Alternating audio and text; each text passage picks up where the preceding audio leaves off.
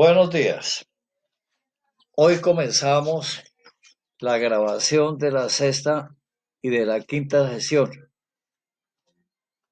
Antes de ello, les debo recordar a ustedes que cuando hayamos bajado la cuarta sesión, ustedes deben entrar a preparar la primera evaluación. Yo les anticiparé con bastante tiempo y será la primera nota de dos que vamos a tener para sacar el 30% de la segunda nota que nos exige registro y la universidad. Comenzamos por la quinta edición, que es supremamente interesante.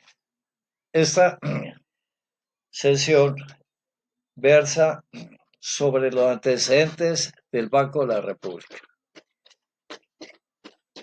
Hacia finales del siglo XIX, la Organización Mundial de Naciones se preocupó por la cantidad de dinero que todas las naciones del mundo estaban sacando de circulación. Entonces era muy normal que las entidades particulares emitieran dinero, que las entidades gubernamentales emitieran dinero, el gobierno nacional, las tesorerías provinciales, todo el mundo emitía dinero, pero nada comprometía. Es decir, el mundo en el mundo estaba lleno de dinero falso, sin ningún respaldo. Entonces, la Comisión Económica Internacional propuso a todas las naciones que le ofrecería toda la asistencia a todos los países que tenían ya sus institutos emisores, sus bancos de la República, y para aquellos países como el nuestro, que no teníamos banco central en esa época, le ofrecía toda la asistencia para que crearan sus propias entidades de emisión. Entonces surgió para ese entonces las llamadas autoridades monetarias. Las autoridades monetarias para ese entonces hacían referencia a los llamados bancos centrales, institutos emisores o bancos de la República. Entonces, se consideró que estas entidades que surgían o que ya lo existían en algunos países, entonces deberían dedicarse al manejo del dinero, únicamente ellos y no todos los bancos nacionales y extranjeros que en cada territorio nacional existían. Entonces, se les habilitó a estos establecimientos a crear dinero. ¿Y para qué iban a crear dinero? Entonces, creaban dinero para prestarlo a los bancos comerciales. Estas entidades emisiones, entonces, generaron créditos con ese dinero que ellos creaban, constituyeron crédito, le prestaban a los bancos comerciales dinero. ¿Y para qué le prestaban dinero? Cuando estos lo necesitaban, entonces para prestarlo a los clientes. Esos créditos concedidos por los bancos centrales, los institutos emisores, no se le entregaban por ventanilla a los bancos comerciales, sino se les depositaban en las cuentas que cada uno de esos bancos debería tener en el instituto emisor. Entonces surgió el concepto créditos, esos créditos se constituían en depósitos, esos depósitos que pertenecían a los bancos comerciales, pero que están depositados en las cuentas que esos bancos comerciales tenían en esos bancos centrales, lo habilitaban para conceder créditos a quienes, a los clientes. Entonces surgían los créditos hacia los clientes, pero el crédito otorgado por los bancos comerciales, estos no podían disponer de ellos, sino se les depositaba la cuenta que los clientes tenían en esos bancos y se constituían nuevamente en depósitos. Entonces, fíjense que apareció una ecuación. Entonces, ¿dónde hay créditos, depósitos, créditos, depósitos? Pero se vino a establecer que esa concesión de créditos, constitución de depósitos, constitución de créditos y depósitos, entonces multiplicaron el dinero de circulación. Es decir, parecía ser que el remedio era peor que la enfermedad. Se comenzó a multiplicar el dinero y las instituciones internacionales pensaron cómo controlar esa cuestión y llegaron a una simple solución. Estas entidades que crean dinero deben controlar. Entonces se le adjudicó a ellos, a los institutos emisores, a los bancos centrales, el control de la masa monetaria y desde entonces comenzaron a aparecer en el mundo términos que antes no se conocían, como eran los encajes legales, encajes legales. Entonces aparecieron los encajes legales y como medida de controlar, de esterilizar las masas monetarias en circulación, pero el mundo de los negocios, el mundo de los bancos creó luego otra cuestión, que fueron los redescuentos bancarios y posteriormente los mismos bancos crearon las operaciones de mercado abierto. Es decir, que surgen tres mecanismos: los encajes legales, los redescuentos bancarios, los redescuentos y las operaciones de mercado abierto. Mercado abierto, operaciones de mercado abierto. Entonces, surgen y conoce en el mundo, el mundo conoce estos elementos: los encajes legales, las operaciones de redescuento y la operación de mercado abierto. Vamos a explicar cada uno de ellos. Entonces aparecen los encajes. Con la aparición de los encajes, entonces se comenzó a hablar del encaje legal. El encaje legal es un valor porcentual, es un valor porcentual, es decir, el encaje legal. Debemos nosotros aceptar que es un porcentaje que la autoridad monetaria establece a los bancos y que los bancos comerciales, deben reservar de los depósitos que sus clientes le confían. Entonces, el encaje legal es un valor porcentual que debe reservar el encaje comercial de los depósitos que reciben de sus clientes. Es una reserva, es una reserva. Entonces, el encaje legal, vamos a tomar un ejemplito y vamos averiguando esto. Imaginémonos que un cliente llega a un banco y deposita hoy 10 millones de pesos.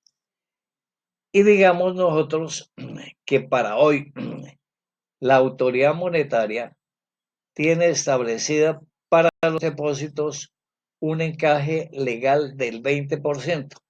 ¿Qué le está diciendo la autoridad monetaria al banco comercial? Le está diciendo: banco, de esto que sus clientes le dejaron depositados 10 millones, entonces me reserva el 20% y el resto, o sea, el 80%, le queda a disposición al banco, el 80%. Es decir, dispone solamente de esos 10 millones que le dejaron, dispone de 8 millones.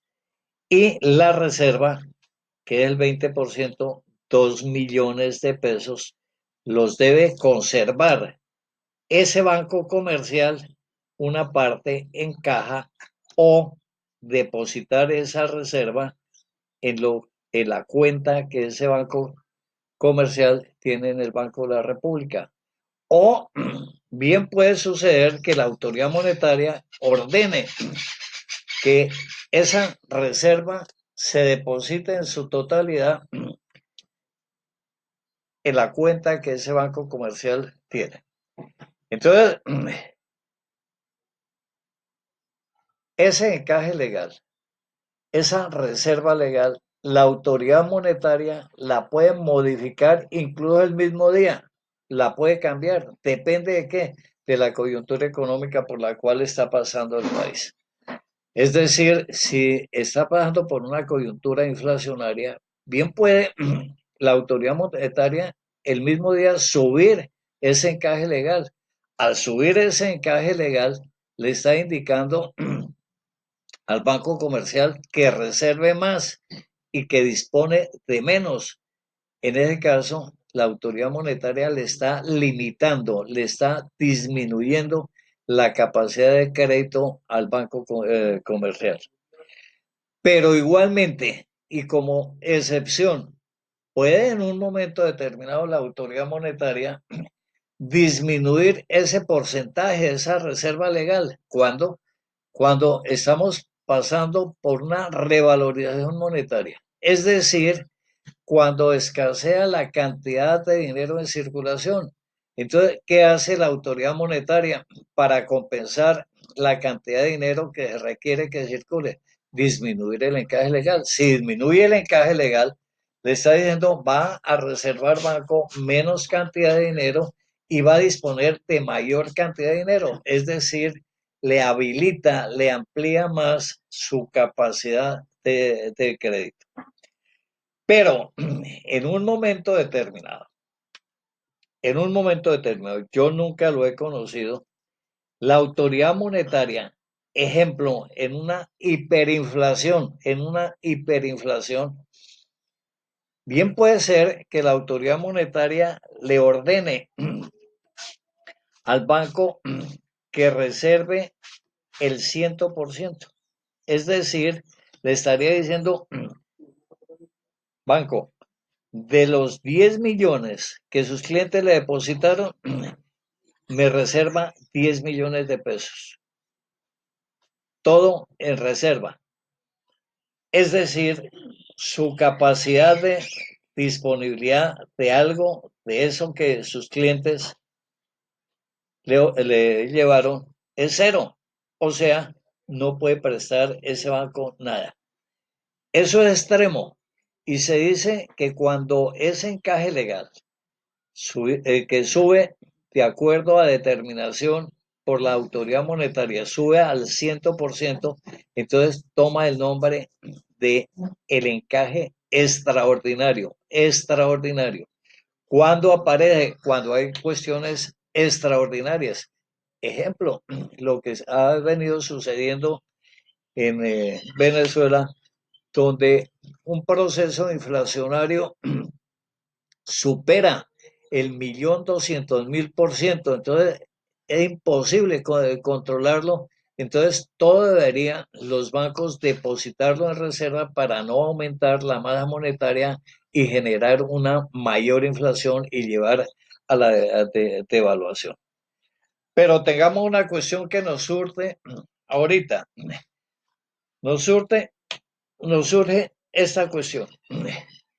De esa reserva legal, volvamos al 20% que tiene, de esas 10 millones.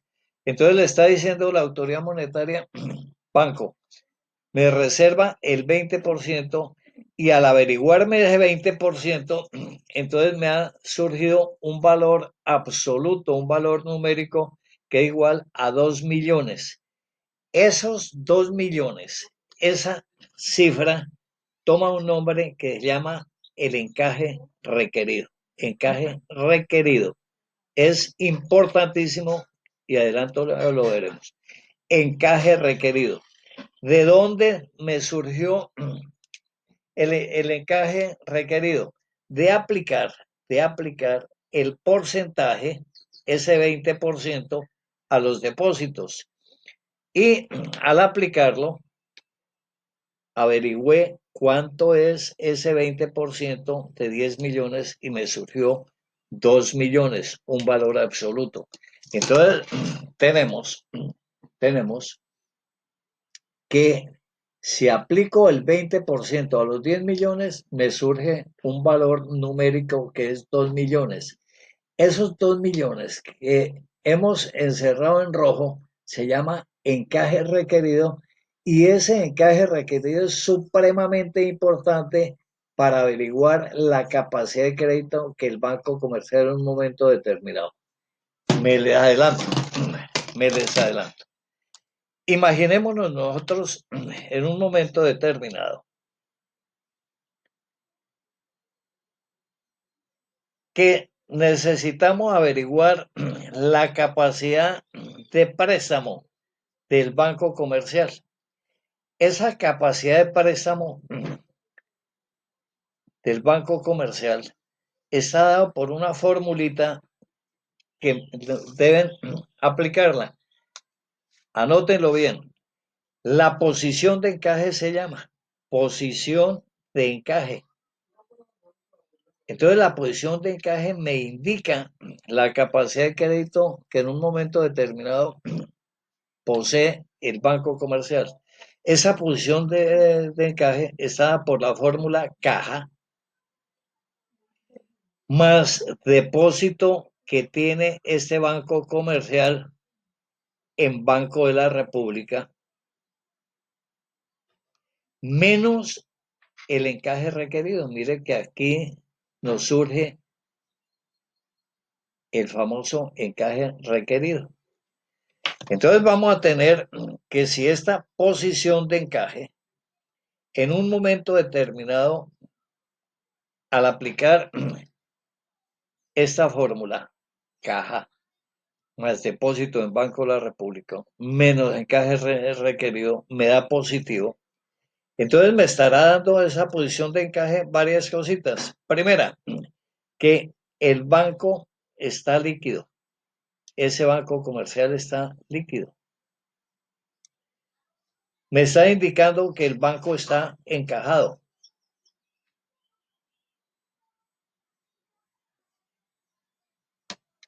Me está indicando que el banco puede prestar, el banco comercial puede prestar, puede prestar. Pero si en un momento determinado la posición de encaje, al aplicar la fórmula, me da un resultado negativo, entonces me dan otras cosas diferentes. Si me da un resultado negativo, me dice que el banco está ilíquido. Ilíquido. Me está indicando que el banco está desencajado.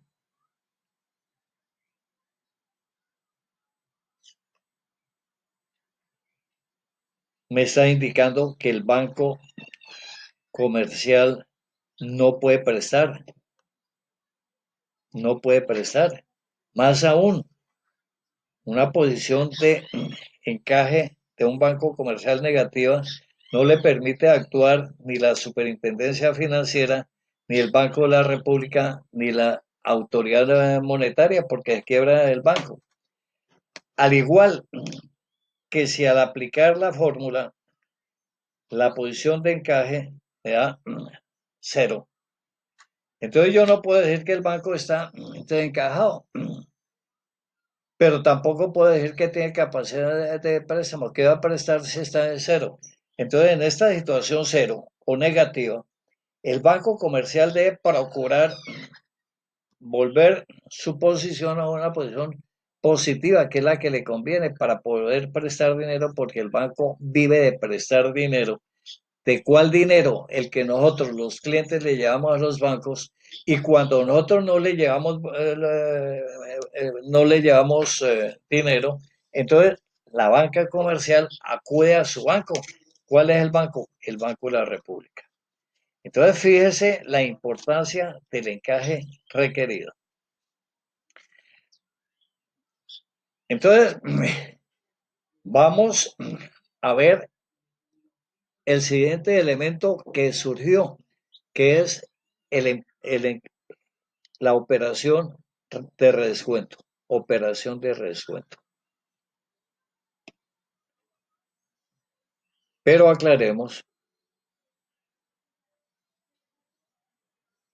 aclaremos que el encaje legal y sus derivaciones, o sea, el encaje extraordinario, el encaje requerido, los encajes marginales que pueden surgir, son operaciones que congelan, que esterilizan la masa monetaria en circulación.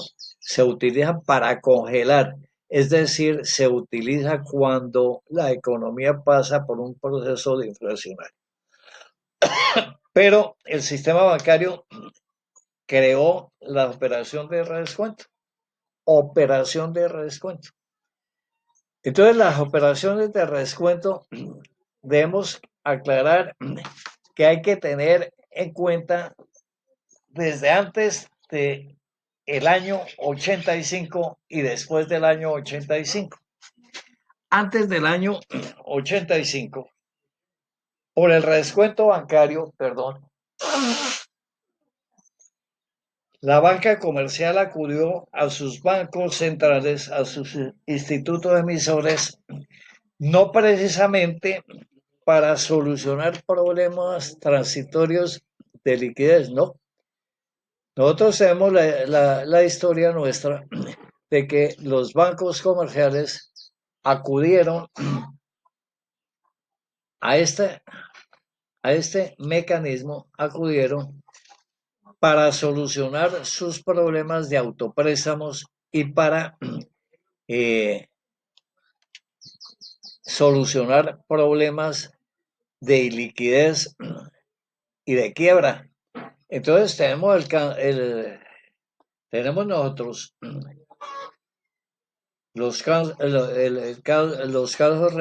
que existieron del Banco del Estado en Popayán, donde su presidente, el doctor Jaime Mosquera, lo utilizó fue para préstamos y para falsificar documentos, por eso se fue a la cárcel. Tenemos el caso del Banco Nacional, que fue presidido por don Félix Correa, que duró 19 años encarcelado por utilizar esos dineros para préstamos. Y tenemos casos que abusaron de otra cuestión, como fue el Banco de los Trabajadores, que estuvo manejado por uno de los Rodríguez Orjuela, don Gilberto Rodríguez Orjuela. Entonces fue necesario que lo interviniera el Estado, que intervinieran las autoridades monetarias. Pero hablemos del año 1985 en adelante. Para el año 1985, y por el mal manejo que los bancos comerciales utilizaron del redescuento, entonces se legisló sobre los redescuentos bancarios. ¿Qué es el redescuento bancario? El redescuento bancario es como un subsidio, decíamos anteriormente, que le otorga el Banco de la República a la banca comercial cuando los bancos comerciales pasan por situaciones de iliquidez. Entonces les suministra dinero para que ayuden su liquidez y sigan prestándole a sus cuentavientes.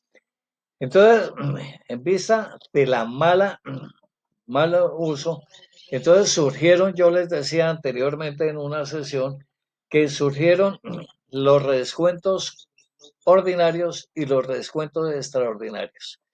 Entonces, los redescuentos ordinarios son préstamos que la banca comercial puede acudir al Banco Central, al Instituto Emisor o al Banco de la República por ellos para arreglar situaciones temporales de iliquidez, pero cada préstamo debe ser reintegrado al Banco de la República por 30 días y únicamente como máximo utilizarlo durante el año 3 veces.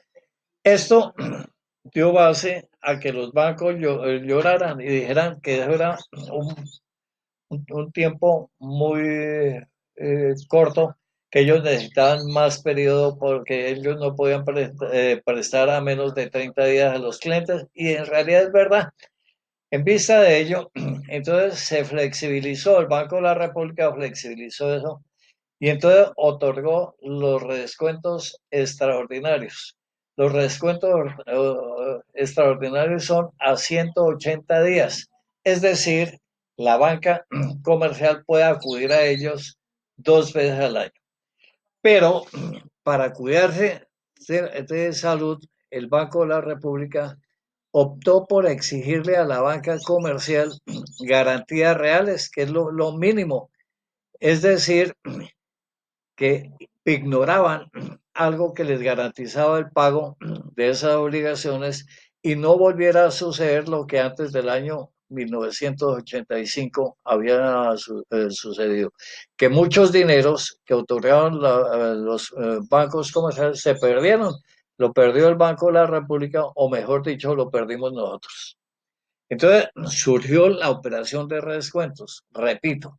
Entonces, mientras hablamos primero del encaje legal de una operación esterilizante, estamos hablando de una operación que amplía, que aumenta la masa monetaria. Es cuando presta, suministra a la circulación el Banco de la República. Pero los bancos, a su vez, inventaron otra cuestión, las operaciones de mercado abierto. La operación de mercado abierto es una operación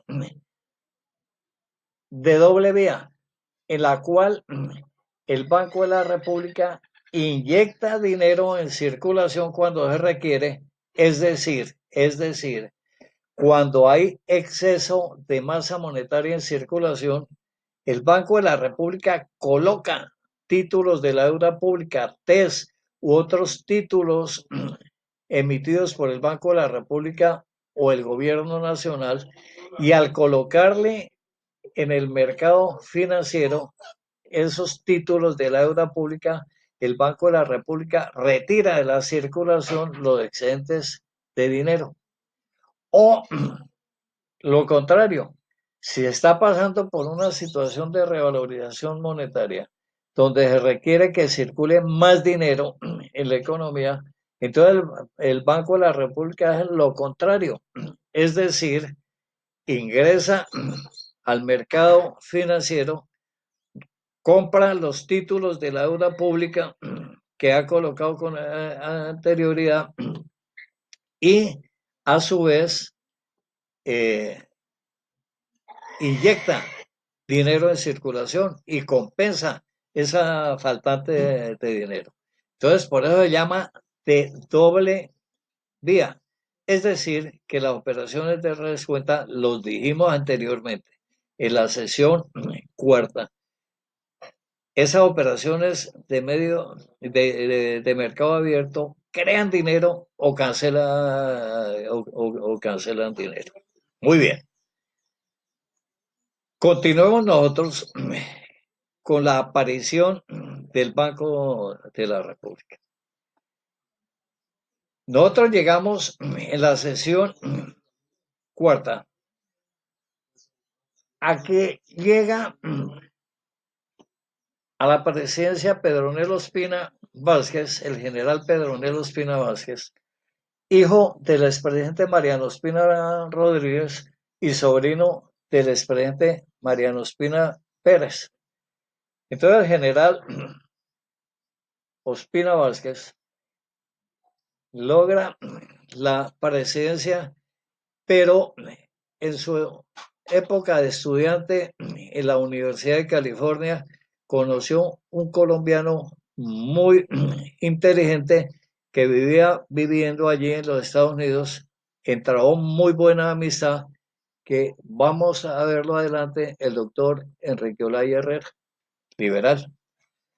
Y cuando asume la presidencia, el presidente Vázquez se acuerda de su amigo en los Estados Unidos y lo nombra embajador ante el gobierno americano.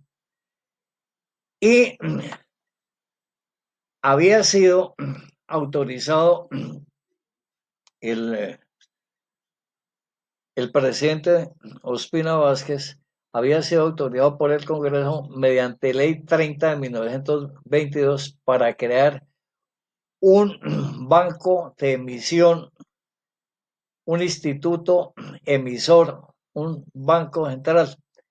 Y facultado en ello, le dijo a su embajador en los Estados Unidos que por favor contactara con profesores americanos que estuvieran vinculando en varias universidades de los Estados Unidos, estudiando finanzas públicas y administración pública.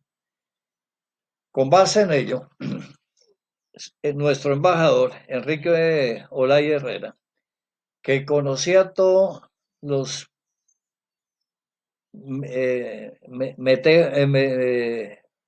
todos los vericuetos financieros, contactó al profesor Kemmerer, Walter M. Kemmerer, que estaba de profesor de esas materias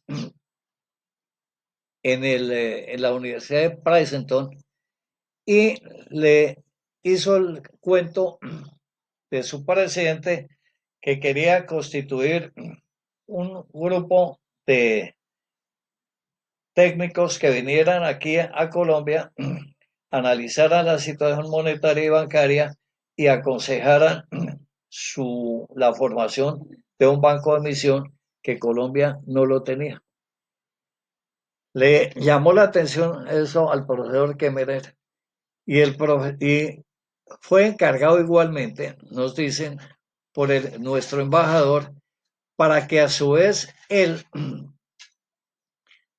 contactara a otros profesores que estuvieran enseñando la misma cuestión en otras universidades de los Estados Unidos, y nos dicen que en muy poco tiempo el profesor Kemmerer presentó a los profesores Jefferson, Fairchild, Bliss y Lutyens, 4 técnicos igualmente profesores de finanzas públicas y administración pública, y se los presentó a nuestro embajador Enrique Olaya Herrera, y dice que desde un principio el embajador lo aceptó, que le pareció fabuloso, llamó al presidente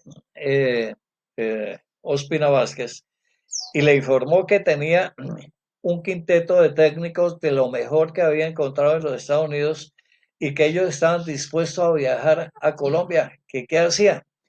El presidente Ospina Vázquez le solicitó entonces al Congreso de ese entonces que le autorizara la contratación de estos señores, que en adelante comenzaré a hablar es de la misión Kemmerer. Tomaron el nombre de la misión Kemmerer y mediante Ley 60 de 1922 se contrató a la misión Kemmerer para que viniera a Colombia e hiciera el análisis de lo que aquí existía. ¿Por qué se acudió a Kemmerer? Se acudió a Kemmerer porque en su época era el que más sabía sobre asuntos bancarios y monetarios. Ya desde entonces, el profesor Kemmerer había participado en la formación de los bancos de México, bancos centrales de México, el Banco de Filipinas y el Banco Central de Guatemala.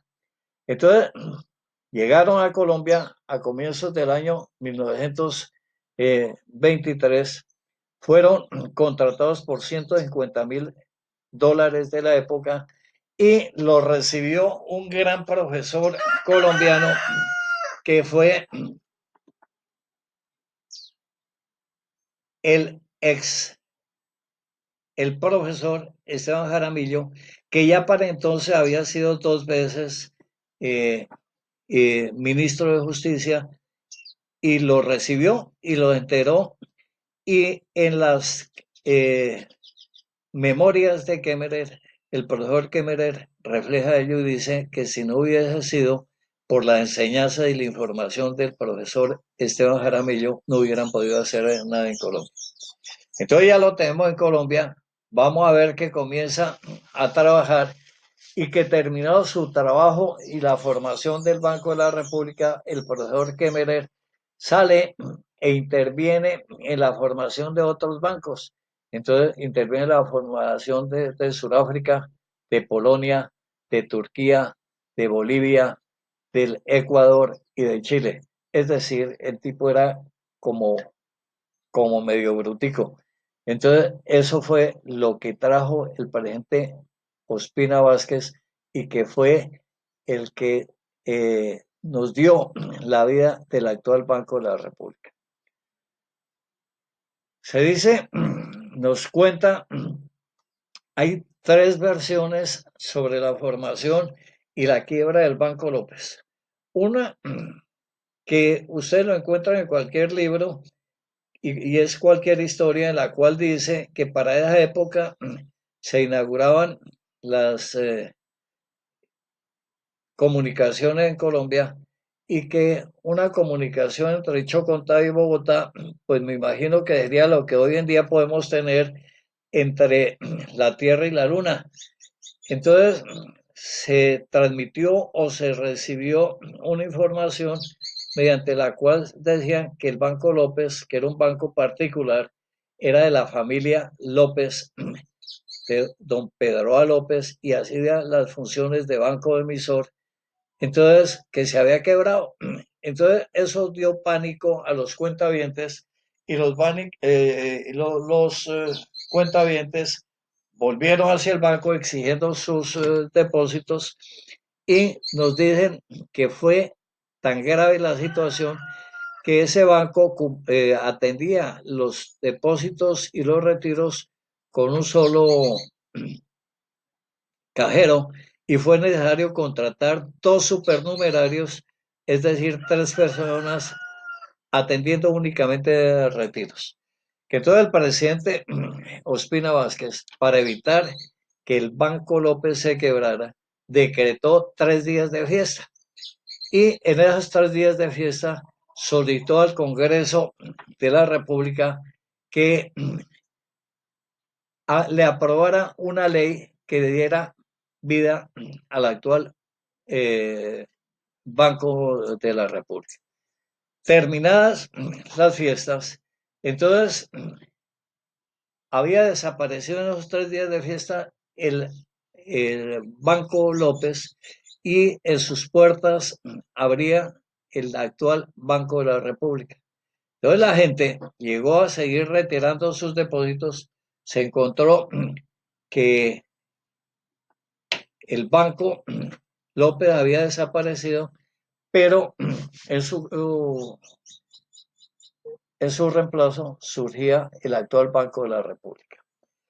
Pero yo creo que para completar verdaderamente la situación, no vamos a acudir a la versión hecha por el expresidente Alfonso López Miquelsen, el nieto de Pedro A. López. De pronto, para hacerlos un poquito parcial, y escuchemos mejor la versión hecha por el profesor, el mismo profesor Kemmerer, y registrar en sus escritos sobre la formación del Banco de la República. Nos dice el profesor Kemmerer que en realidad él y sus otros 4 profesores llegaron a Colombia a comienzos de marzo y que inmediatamente comenzaron a trabajar en la información dada sobre asuntos monetarios y bancarios que les administró el profesor Esteban Jaramillo. Y a su vez, los debates que desde el año 1910 se habían realizado sobre banca central en el Congreso de la República. Entonces, nos relata en sus informaciones, incluso de cuestiones como era qué era cada uno de los miembros de la misión Kemmerer. Y nos dice, por ejemplo, él mismo dice que a él le encantaba el golf y que si a él le invitaban a jugar golf, dejaba de hacer y se iba a jugar golf. Que el más juicioso de los cuatro restantes era el profesor Jefferson y que era muy dedicado a su trabajo y que los otros eran muy afiebrados al billar, que ellos abandonaban su trabajo y se metían a un club que estaba cerca donde ellos estaban trabajando y se dedicaban a jugar billar y pasaban las horas y las horas ellos echando sus chicos de billar. Nos cuenta el profesor Kemmerer que el 13 de julio del año 1923 regresaba de participar en un concurso de golf en Medellín que lo habían invitado. Había viajado él con el profesor Jefferson y había aprovechado para limar las asperezas con los industriales antioqueños y con los banqueros eh, antioqueños que no creían mucho en la creación de un nuevo banco.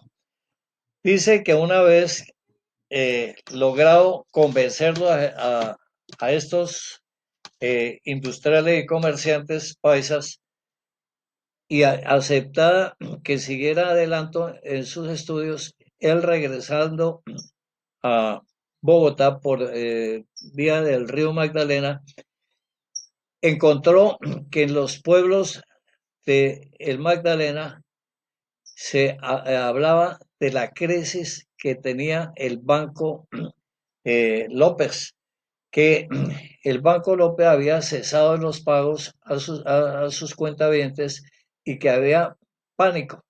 Se dice que al llegar a Bogotá se encontró que la situación era mucho más grave y que la liquidez del Banco López se había afectado debido a que dependía del precio del café en el mercado de Nueva York y efectivamente la libra de café había decrecido de $5 a 80 centavos de dólares y entonces le había faltado liquidez a, a atender a los clientes en su banco y eso había generado un pánico en los cuentavientes. Se dice que el sábado 14 de julio el gobierno del presidente Mariano Ospina,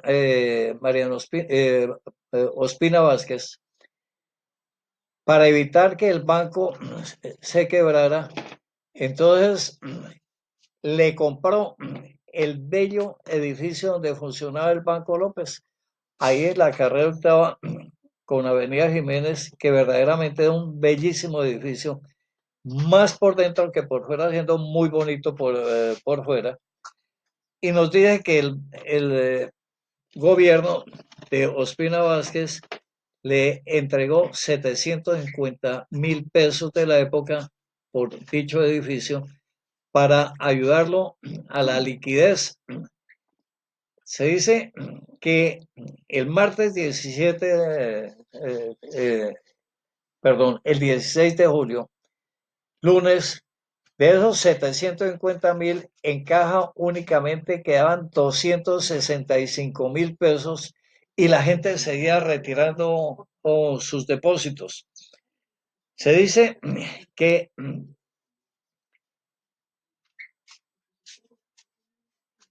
el 17 de julio, el martes, se acentuó aún muchísimo más la situación del Banco López porque el banco se vio obligado a cerrar puertas a mediodía. Y esto generó fue un pánico general en todos los cuentavientes de todos los bancos comerciales que operan en Bogotá. Ya la gente comenzó a decir, no es el Banco López el que está pasando por situaciones muy difíciles, sino es toda la banca. Recordemos nosotros que veníamos de un siglo de quiebras bancarias. Entonces el pánico fue todavía peor.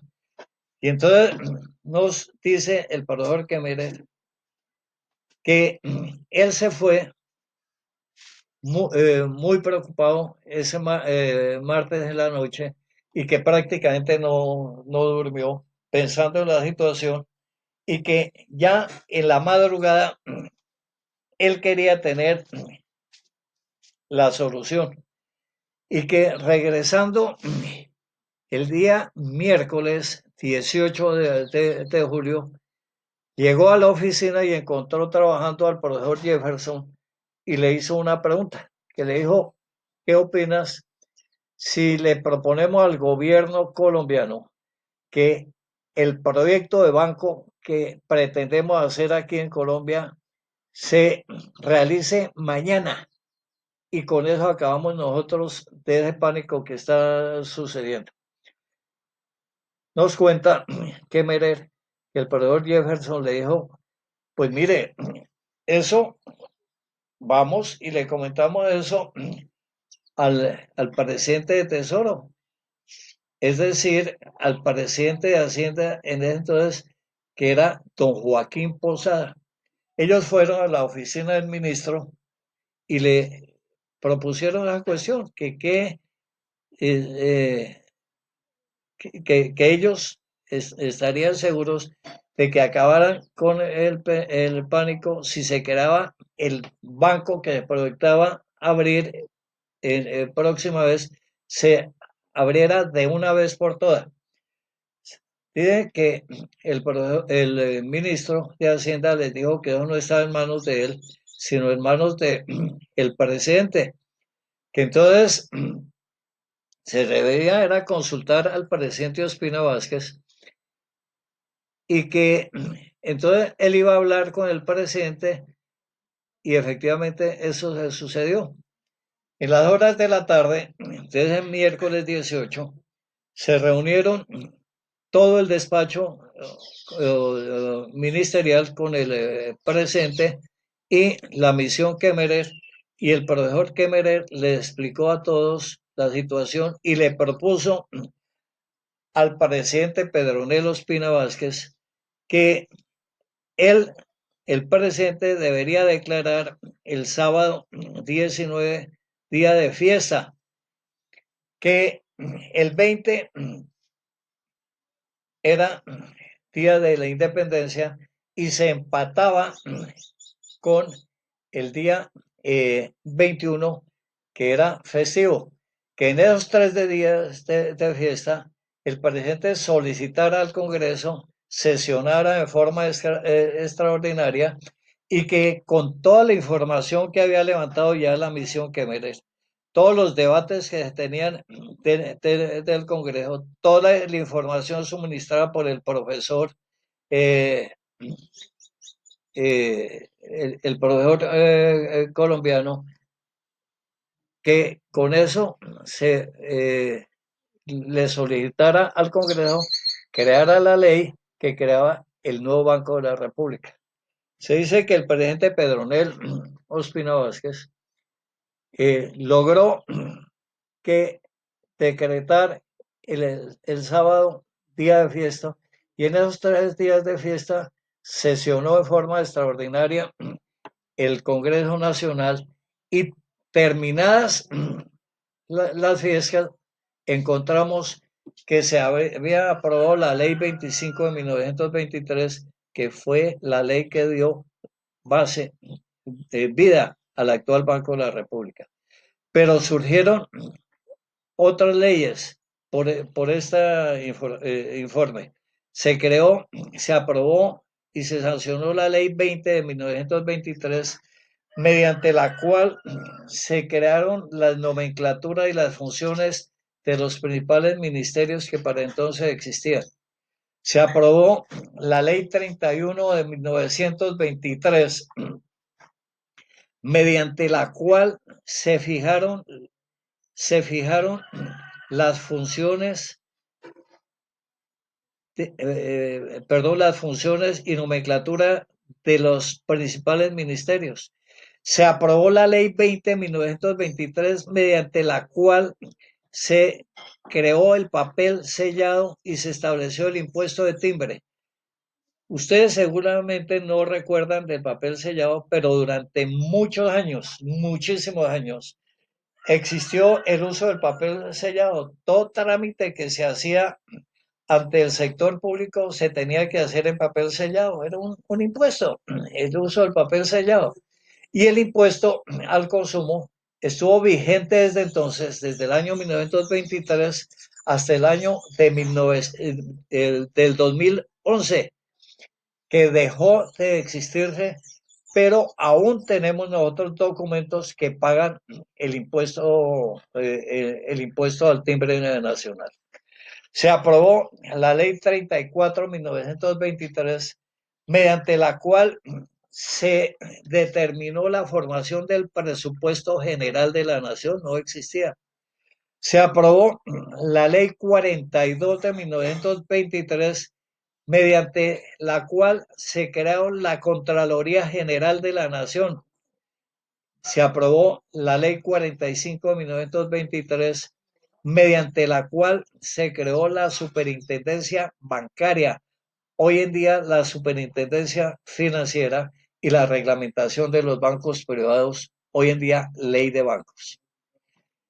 Entonces, se crea el Banco de la República. Ya tenemos Banco de la República. Comencemos ahora a hablar sobre las etapas del actual Banco de la República, que se extiende desde el año 1923 hasta nuestros días. Entonces, podemos distinguir 5 etapas en la formación del actual Banco de la República. Suspendemos un momentico para tomar agua. Entonces, y continuamos esta cuestión.